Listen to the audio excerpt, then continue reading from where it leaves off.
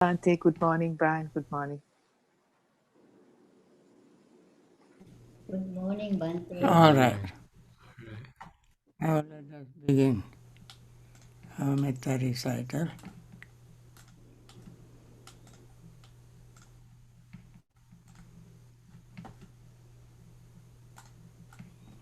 Okay. May all beings be happy and secure. May all beings have happy minds. Whatever living beings there may be, without exception, weak or strong, long, large, medium, short, subtle or gross, visible or invisible, living near or far, born or coming to birth, may all beings have happy minds. Let no one deceive another, nor despise anyone anywhere, neither from anger nor ill will should anyone wish harm to another. As a mother would risk her own life to protect her only child, even so towards all living beings, one should cultivate a boundless heart. One should cultivate for all the world a heart of boundless loving friendliness, above, below, and all around, unobstructed, without hate or resentment, whether standing, walking, sitting, lying down, or whenever awake. One should develop this mindfulness. This is called divinely dwelling here, not falling into erroneous views, but virtuous and endowed with vision, removing desires from sensual pleasures. One comes never again to birth in the womb. With this metta thought, let us focus our mind on our mindfulness practice. Let us pay attention to our breathing, as we already mentioned. The breath is our most valuable component in our life, which brings life every moment. When we do not have breath, then life ends, and therefore it is so vital for our living. And we pay attention to that breath as we breathe in and out. When we breathe in, we notice the breath touching our nostrils and then expanding our lower abdominal area, chest area.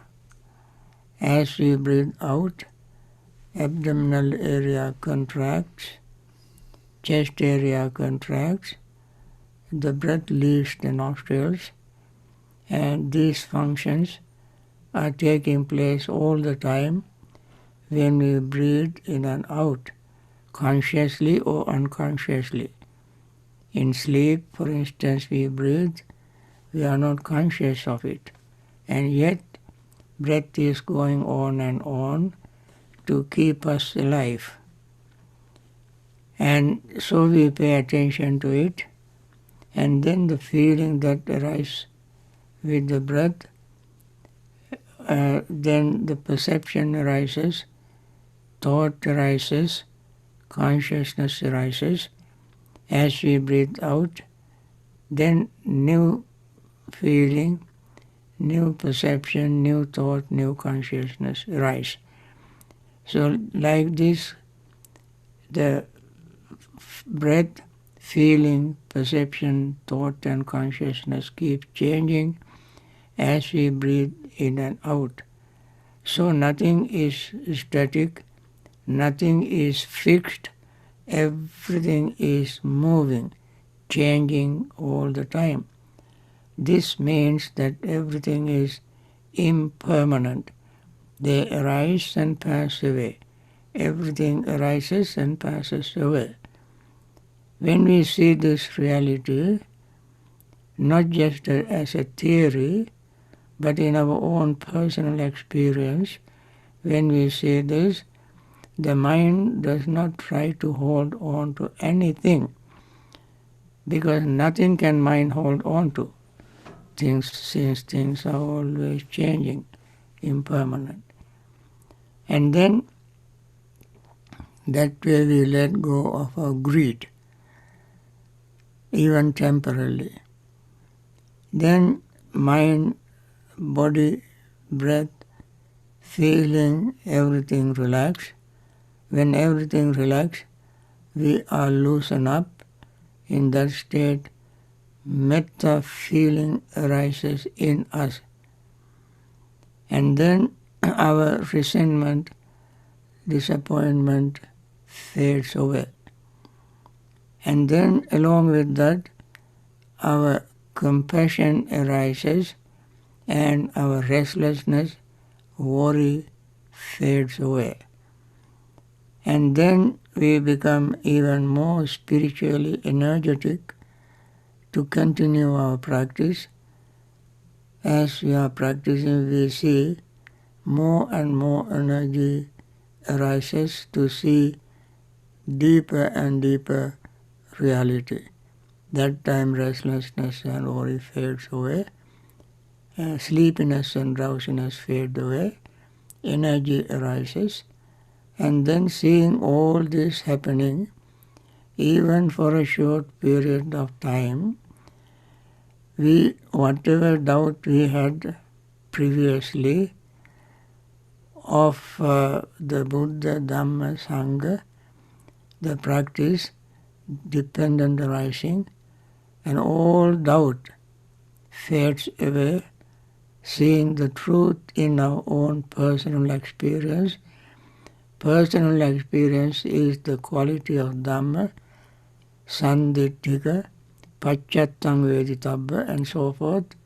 The words, Pali words, are used to describe this nature of Dhamma. Dhamma seen by oneself. I cannot show you that, nor can you show it to somebody or me. You experience yourself, I experience myself. One sitting next to me cannot experience for me, that person has to experience himself. I cannot experience for him, I experience for myself. And that is the nature of Dhamma. So, and then we gain joy from seeing the truth.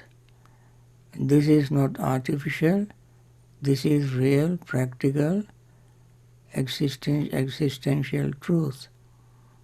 And this truth leads to joy, and that leads to happiness, and that state makes the mind and body calm and relaxed, and that relaxed, calm, serene state of mind leads to concentration.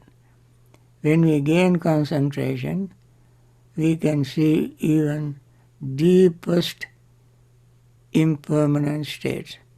Everything is impermanent in the subtlest form, whatever arises. And that gives us a very deep, clear insight into the reality of not existing something permanent. That is the real. You can prove it even physically, scientifically, and here, through our personal experience, we can see this. And that way, our greed fades away, doubt fades away, and our confusion fades away. The truth dwells upon us, dawns upon us, and we can see this truth. Seeing this, we continue our practice.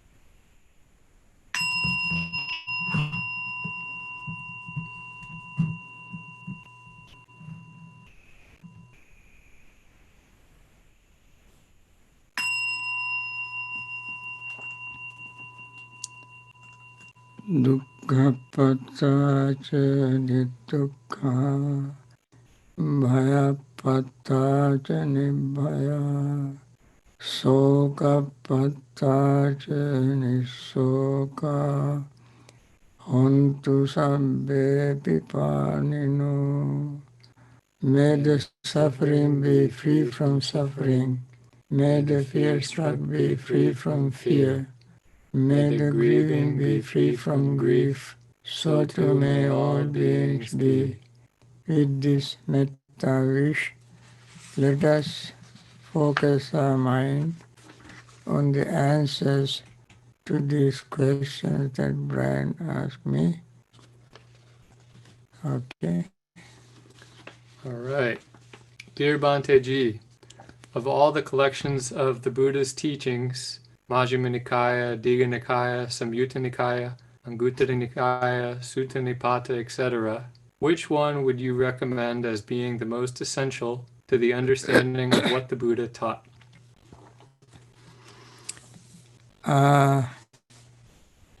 In all these five Nikayas, Digha, Majjhima, Samyutta, Anguttara, Khuddaka, in all these Nikayas, the Buddha's teaching is spread like cobweb.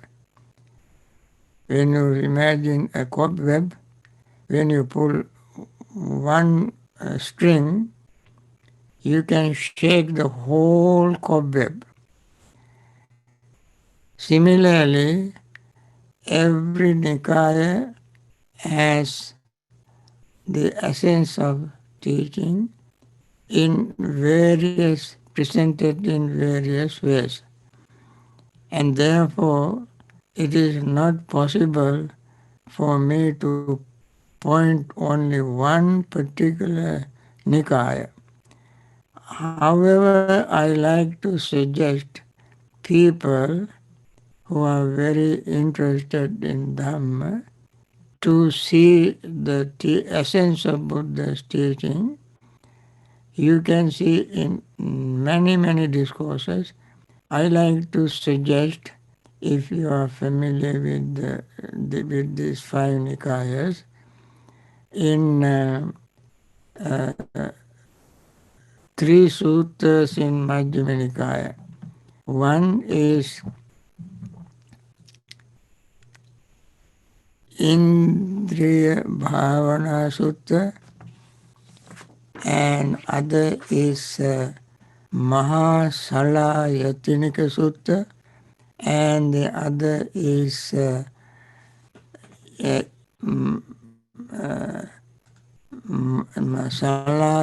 Vibhanga Sutta.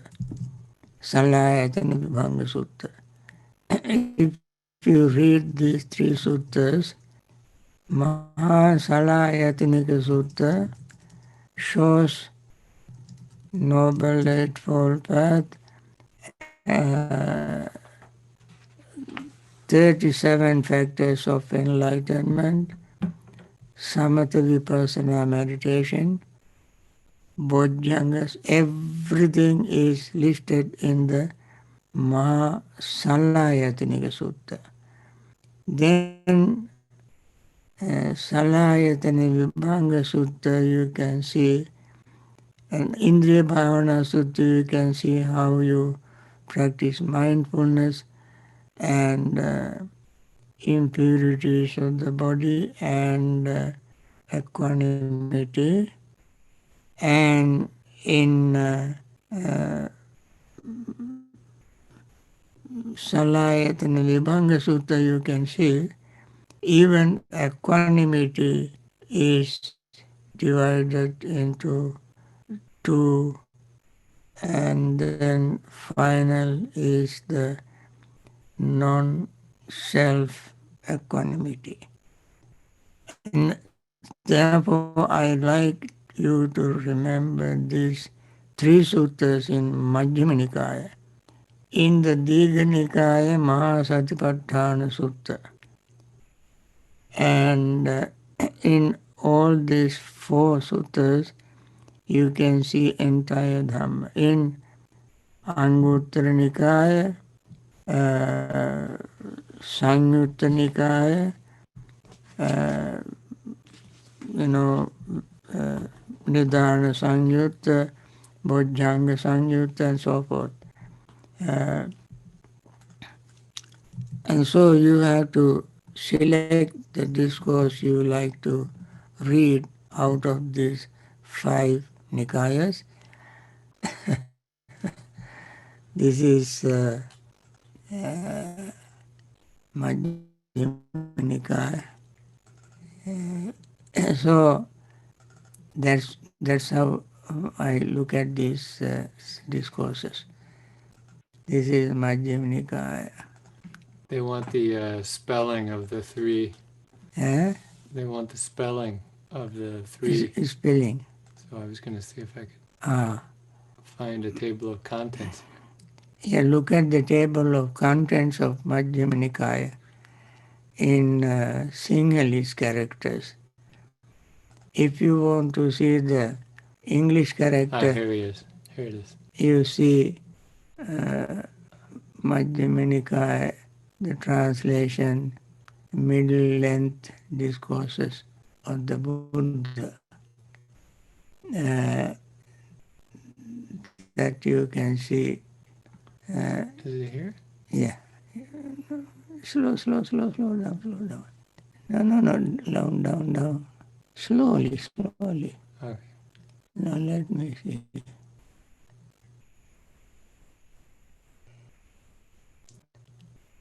Judy's got 2 of them.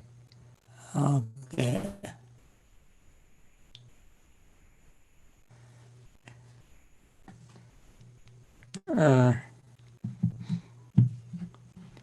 There it is. 137, 149, 152.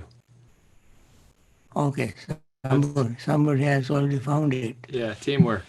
Okay, good. Annie and Judy to the rescue. Okay. You can see Maha Salayatanika Sutta.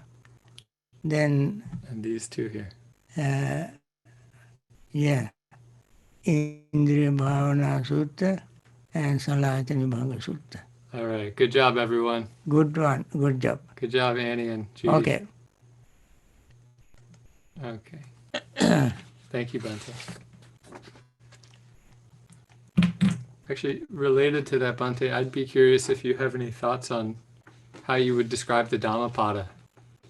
Dhammapada is a collection of stanzas taken from Sutta Nipata, Digha Nikaya, Majjhima Nikaya, Samyutta Nikaya, Anguttara Nikaya.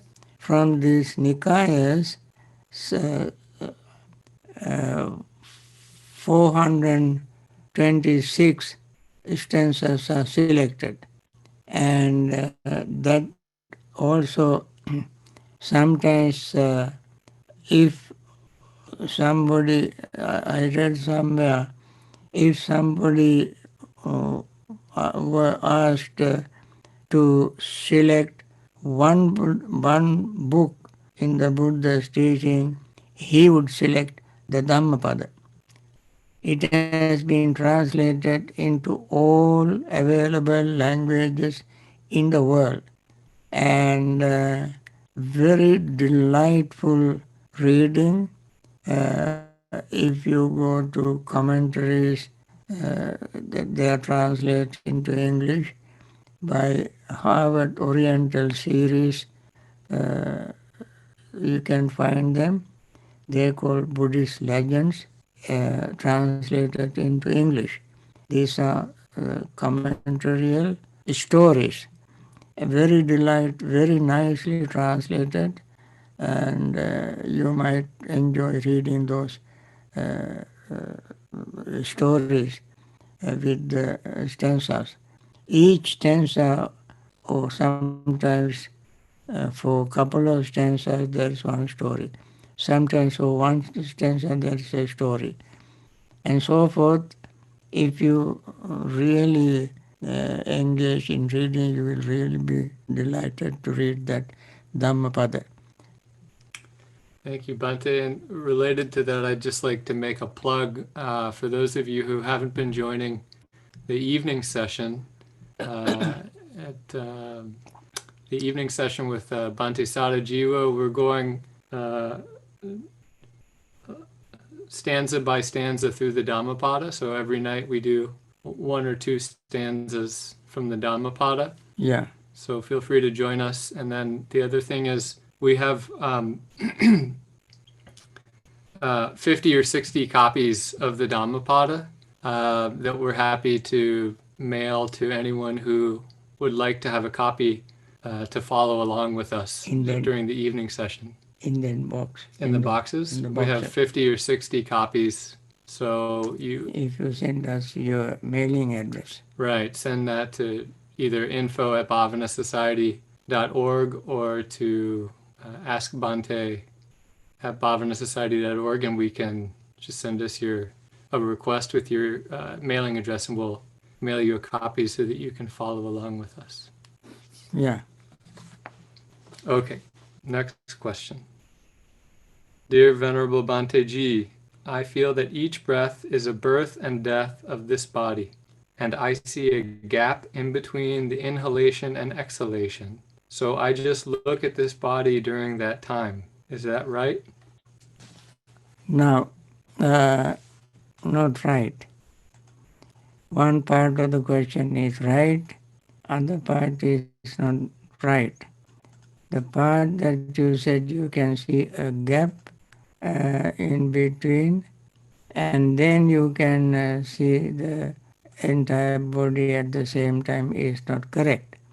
What you said first is that every fraction of a second this body dies and takes rebirth. Not only the body, feeling, perceptions, thought, and consciousness. They all, every fraction of a second, die and take rebirth. Not at the same time. That is the beauty. When one dies, other is alive. For instance, when form dies, meaning I learned recently that somebody said that there are 50 trillion cells in this body. 50 trillion. Every fraction of a second, several billions of them die. Several billions of them die. And then several billions are reborn. That means not the dead cell takes birth again, but to replace the dead cells, new cells arise, and old cells die. New cells arise, old cell dies. This happens every fraction of a second, much faster than the birth or physical birth of beings in the universe, in this world. You can think of 7 billions of human beings. More than 7 billion cells die and take rebirth within us every fraction of a second. That means more than 7 billion, because there are 50 trillion cells, and each cell is living, and each cell dies, not all together, not at once.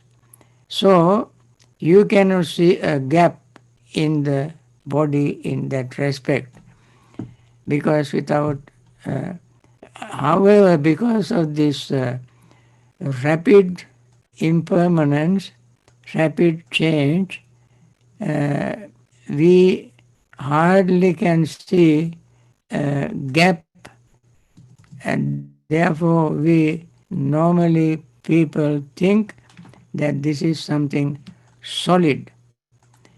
That solidity of the body appears in our mind without knowing how fast these cells change. And therefore, changing is taking place all the time. we even don't have time to think of the speed of change. Don't have time. Don't have time to think because it happens so quickly. And that is why we are aging without seeing, we cannot see aging when we look at our body, face, and so forth. But it is happening inside so consistently, so rapidly, and so quickly. So many cells, impermanent, changing. So it takes many years for us to see the change of our skin, change of our hair, and so forth. Vision, hearing, taste, and so forth, all these change. And therefore, you are right in a sense that every moment we die and we take rebirth. We die and take rebirth. And this process takes place all the time because of our body conditioner. What is the body conditioner? Body conditioner is the breath, not the all kind of colors, all the kind of clothes, uh, all food. But the body conditioner is oxygen that we take in every moment. Breath. As we breathe in, we bring oxygen to make these cells alive, to give them what you call resuscitation, so to say, resuscitation to each cell. Uh, so give them every cell a sort of a boost every moment in order to remain them alive. So long as this body condition exists, the body exists. When the body condition ceases, body ceases to exist. It continues to show the decaying process. So you are right in one sense and not right in another sense. Gap you can experience very brief moment, and before you notice it, before you think about it, it is changed, and next breath, next cell changes take place. Okay, next question. Dear Bante, is it unskillful to have envy for others' spiritual advancement and desire for it?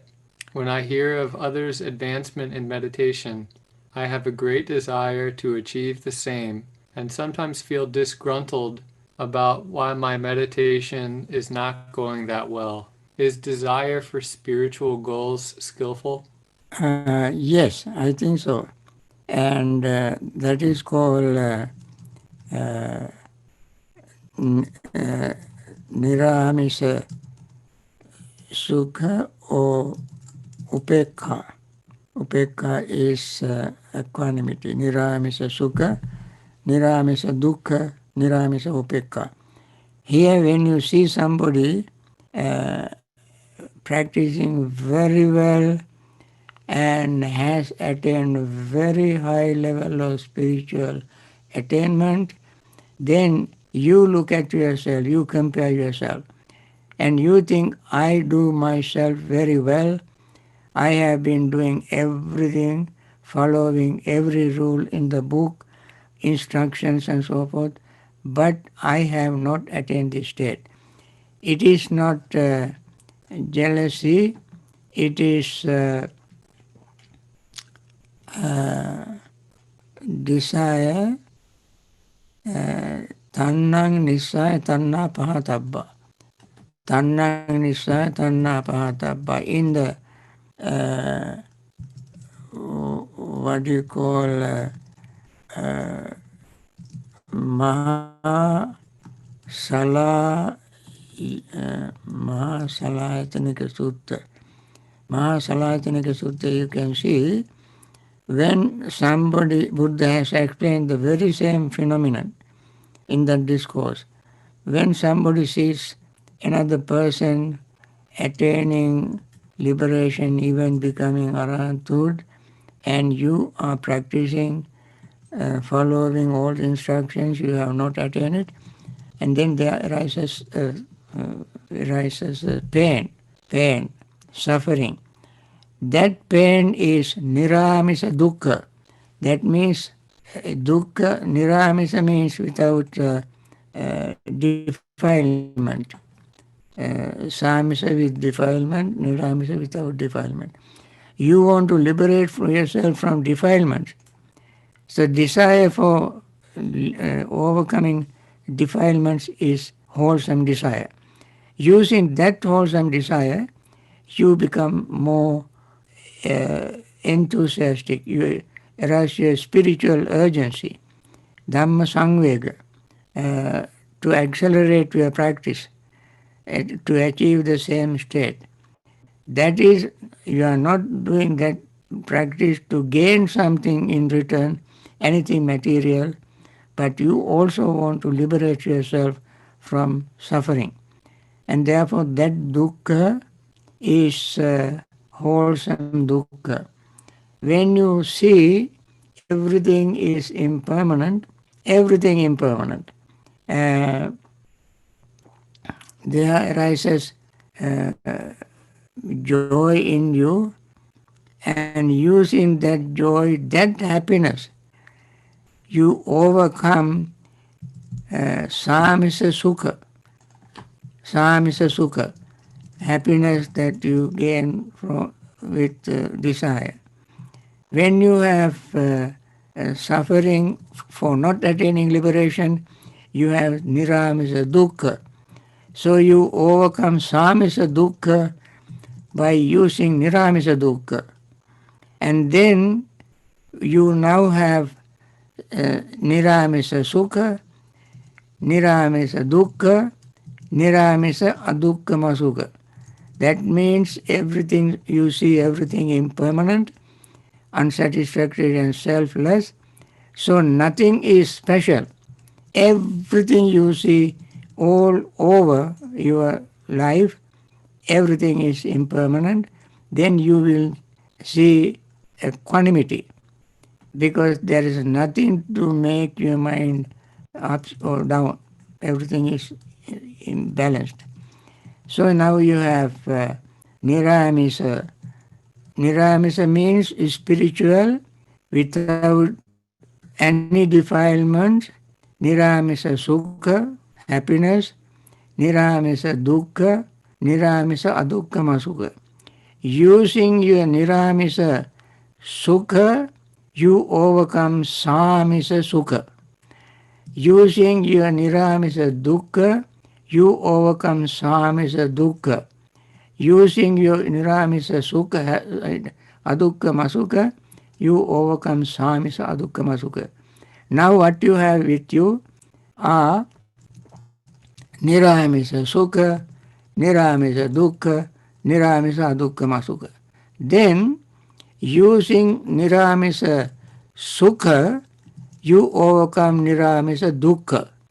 Now you have left only with two, niramisa sukha and niramisa adukkama sukha. Using niramisa adukkama sukha, you overcome niramisa sukha. Now, what is left with you now is only niramisa adukkama sukha, upekha, niramisa upekha. When you have niramisa upekha, you see this upekha also nanattasita upekha, ekattasita upekha. This upekha is equanimity. This equanimity also divided into two, nanattasita upekha and ekattasita upekha. Nanattasita upekha means upekha or equanimity arising from eyes, so form, sound, smell, taste, touch and thought. From these six objects you will have upekha. that upekka is called nanattasita upekka. Then you overcome nanattasita upekka using ekattasita upekka. Ekattasita means your upekka is coming only from one thing, that is your concentrated state of mind, attaining jhanas. And then you have, whether you attain first, second, third, fourth, or material jhanas, immaterial four jhanas, up to the neva sanyana sanyajana, one upekka you have, one upekka. That is called ekattasita upekka. And then ekattasita upekka also divided into two, atammayata and tammayata. Atammayata means you may see, you may think, this upekka is mine. I attain this upekka. This is mine.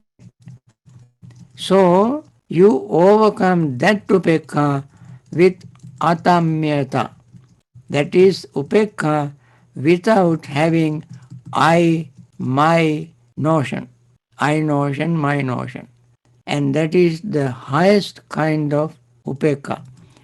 You can see this explanation in Salayatinika, no, Salayatana Vibhanga Sutta. Salayatana Vibhanga Sutta. And therefore, this discourse is very, very important. Uh, all the four discourses are very important. So, if you ask somebody what kind of Nikaya out of this Diga Nikaya, Madhyama Nikaya, Samyutta Nikaya, Anguttara Nikaya, Khuddaka Nikaya, it is impossible for you to tell which Nikaya is better than the other. But because all Nikayas have beautiful discourses. And when you want to pick some discourses for your practice, you have to know the discourses. I personally feel these four discourses that I mentioned are very important. Mahasatipatthana Sutta, where there is a mindfulness of breathing, as the mindfulness breathing is expanded and to call Anapana Sati Sutta in Majjhima Nikaya. And then all the minute, tiny little details of practicing mindfulness is given in Mahasatipatthana Sutta. Everything. For that reason, Mahasatipatthana Sutta is very good. Then for the reasons that I mentioned earlier, other three sutras of Majjhima Nikaya are very important. And Samyutta Nikaya, Mahanidana Sutta, Mahanidana section, is very, so many things are in each Nikaya, and Dhammapada is one book where all these are summarized in the form of verses.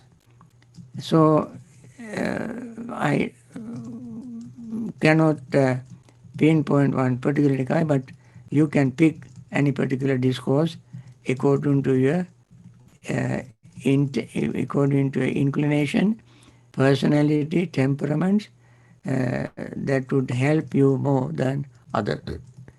I think these are good questions, and I think that's how you spend the rest of your day. When I finish my Dhamma talk, and till the next Dhamma talk, you have one day for you to practice what we discuss in the Dhamma talk. And then you have time to form questions for the second day. So I hope everybody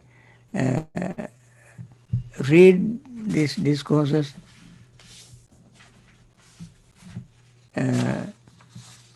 and prepare for the question. tomorrow I continue my Mahasatipatthana Sutta talk. For now, I want to wind down this morning session and thank you for participating in it. We want to wish all those who are suffering be free from suffering, learn the Dhamma, live long in good health, to practice Dhamma and liberate themselves totally, completely from suffering in samsara.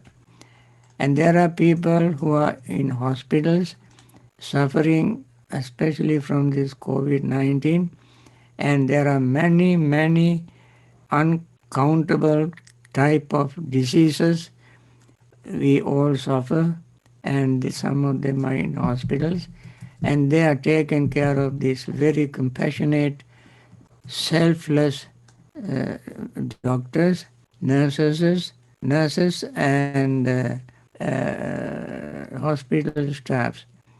And may they live long in good health to continue their compassionate service, and they also be liberated from samsaric suffering and attain Nibbana.